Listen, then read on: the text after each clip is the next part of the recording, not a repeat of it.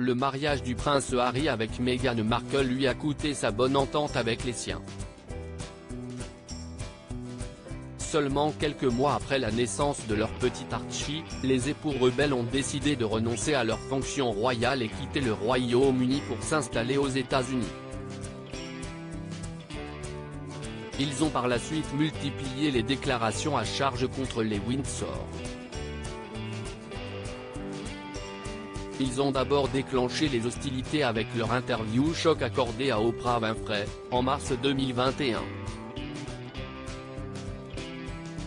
Ensuite, la publication des mémoires du petit frère du prince William, intitulé Le suppléant, n'a rien arrangé. Un ouvrage dans lequel il ne mâche pas ses mots à propos des membres de sa famille. Maintenant qu'ils ne sont plus entretenus par la couronne britannique, le prince Harry et Meghan Markle multiplient les projets pour renflouer les caisses afin de maintenir leur train de vie luxueux en Californie. Meghan Markle et le prince Harry @MisAnHarryman ils ont ainsi signé de juteux contrats avec plusieurs plateformes de streaming, notamment Spotify, pour la coquette somme de 25 millions de dollars. En fervente féministe, Meghan Markle se devait de mettre à profit sa notoriété pour mettre en lumière la parole de femmes célèbres. Mais visiblement, l'ancienne actrice de Suits, avocat sur mesure n'a pas honoré son engagement. Un couple d'arnaqueurs ? C'est du moins ce qu'a affirmé l'un des responsables de Spotify, qui ne s'est pas montré tendre envers les parents d'Archie et Lilibet. Car au bout de 3 ans de collaboration, seulement 12 épisodes ont été mis en ligne sur la chaîne de podcast Archetype. Un faible contenu qui n'a, bien évidemment, pas atteint les objectifs visés par le géant suédois du streaming musical, entraînant cette rupture du contrat.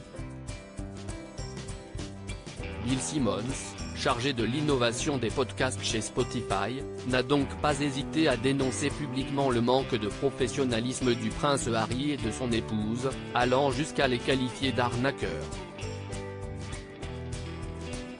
Une nouvelle polémique pour le couple rebelle, dont l'attitude jugée plutôt désinvolte et opportuniste avait déjà été pointée du doigt par l'animateur Tucker Carlson. Ces deux escrocs ont un contrat de 25 millions de dollars avec Spotify pour pratiquement aucun travail.